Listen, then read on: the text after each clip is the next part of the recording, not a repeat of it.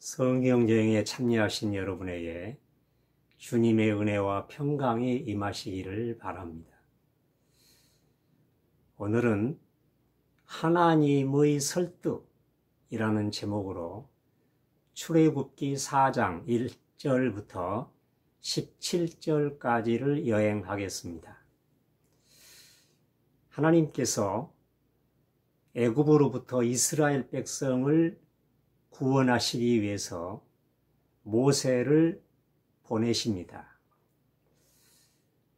하나님께서 모세를 보내시면서 내 이름은 여호와 스스로 있는 자이다.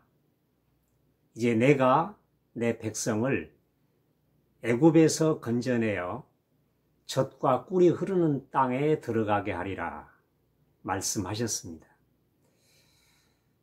그런데 모세는 아직도 불안하고 아직도 자신이 없습니다. 그도 그럴 것이 모세는 애굽에서 사람을 죽였지 않습니까? 그리고 하나님께서 하시고자 하는 일이 엄청난 일이었습니다. 몇 사람 결사대를 조직한 것도 아니고 몇십만 명 되는 이스라엘 백성을 한꺼번에 건져내는 사건이었기 때문입니다. 그래서 모세는 주저하고 망설이면서 하나님께 여쭙습니다. 하나님, 그들이 여호와 하나님을 믿을지라도 나를 믿지 않을 것입니다. 그때 하나님께서 모세를 설득하시죠. 네 손에 있는 것이 무엇이냐? 지팡이입니다. 던져라. 뱀이 됐습니다. 그 꼬리를 잡으라. 다시 지팡이가 되었습니다.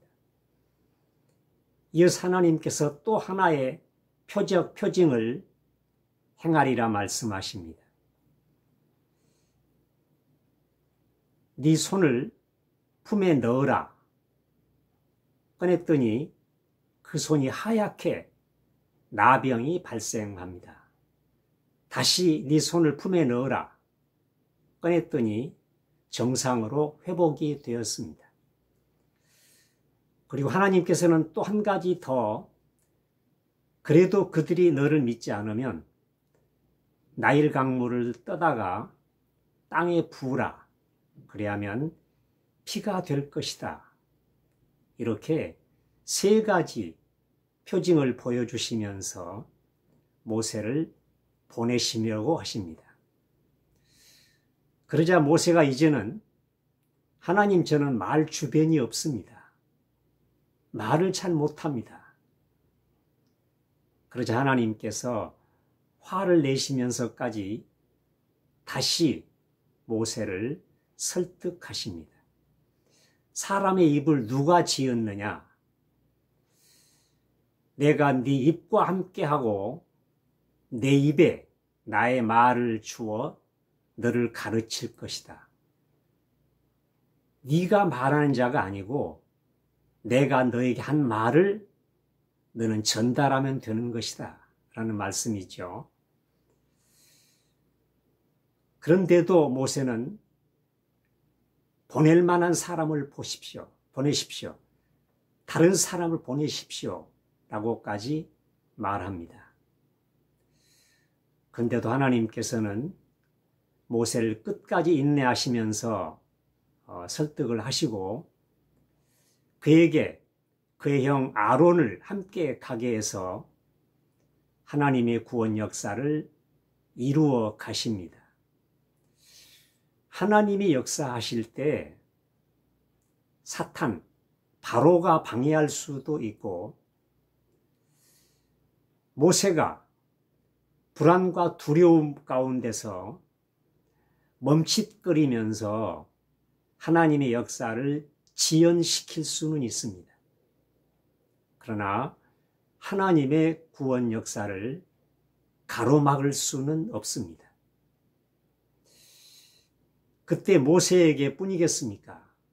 하나님께서는 그 이후로도 목회자들을 부르시고 선교사들을 부르시고 또 많은 일꾼들을 부르시면서 모세에게처럼 인내심을 가지고 표적을 보여주시기도 하고 또 하나님께서 그들을 자상하게 설득하시면서까지 기필코 그들이 사명자가 되게 하시고 하나님께서 그들에게 주시고자 하는 사명을 감당하게 하시는 것입니다.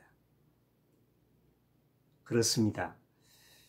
우리가 하나님의 일꾼으로 쓰임을 받고 하나님의 사역을 감당한다는 것이 결코 만만하고 쉬운 것이 아닙니다.